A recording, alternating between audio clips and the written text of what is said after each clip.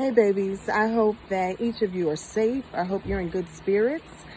I hope that you are as okay as one can possibly be considering all that is going on with our world right now. And that's, one of the conversations I had with a client today who said, "Are you okay?" And I said, "No, I'm not okay, but it's okay not to be okay. If you are, then you're putting on a front. You're not being your true self. You're not dealing with the emotions. And what you're going to do is go through post-traumatic stress later if you don't deal with the now that we are in." And the truth is that this is a defining moment in history that we're experiencing in our country.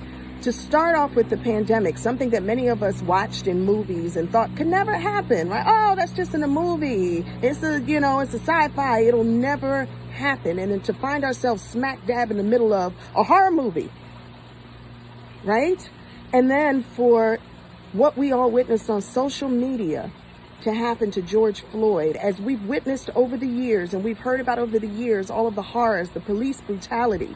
What social media has allowed us to do is to hear it at once, hear it quickly, deal with it quickly, and be able to speak out together as a community. But now for the protests that we're witnessing, and then the brutality that continues even as the world, not just our country, not just as the U.S. shouts out no more, but the world. Did you see the video I posted of Paris? Same thing's happening in Berlin. It's happening in London. It's happening in parts of Africa. It's happening all over the world. But our news won't let us see all of that. But I want you to be conscious that we're not alone in our grief. We're not alone in our struggle. We're not alone in our anger. We're not alone in our pain. We're not alone in our growth. This moment, as wild as it is, I'm glad to be able to experience it in my life, because this is where we get to decide the what's next. And we never really get to be a part of that conversation, do we? Everybody else is always defining that for us. Our government and our senators and our mayors and everyone's defining that for us. We get to be a part of the conversation of what's next.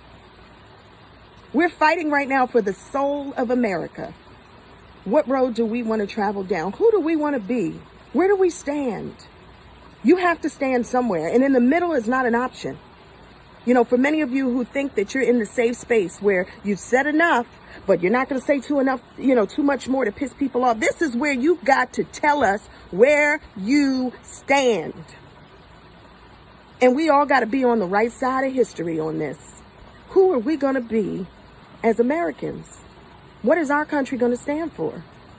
But what our pandemic has also taught each of us is, we got to decide who we want to be individually as people. How do we want to exist? What do we want the quality of our life to be? This is just, wow.